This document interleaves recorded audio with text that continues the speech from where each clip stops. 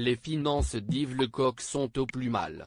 En exclusivité dans les colonnes du nouveau numéro de Closer, nous vous révélons que l'ancienne voix star des Guignols de l'info sur Canal+ a en effet dû se séparer de son château de Villiers-le-Bacle dans l'Essonne, afin de récupérer assez d'argent pour rembourser une partie de ses dettes.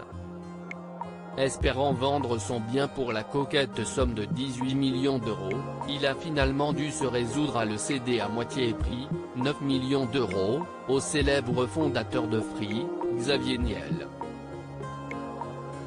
Un montant en dessous des attentes d'Yves Lecoq mais qu'il ne pouvait pas refuser. Depuis plusieurs années, l'imitateur de 75 ans doit en effet faire face à des soucis d'argent. Je n'aille pas d'impôt sur la fortune tellement je suis endetté. J'ai des charges pour l'entretien des châteaux, pour qu'il continue de tourner, avait-il révélé dans l'émission L'Instant de Luxe en mai 2020.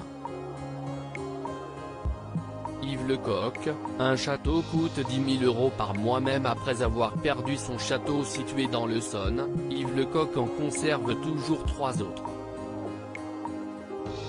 Mais de telles bâtisses sont aussi très chères à entretenir, et l'imitateur avait confié que la moitié de ses revenus était consacrée aux frais de ses acquisitions. Un château coûte en termes de frais, 10 000 euros par mois, avait-il expliqué en 2020 avant d'ajouter « J'ai tout mis là-dedans.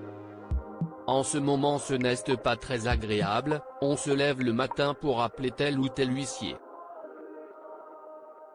Vraiment pas si simple la vie de château. Loading VJ.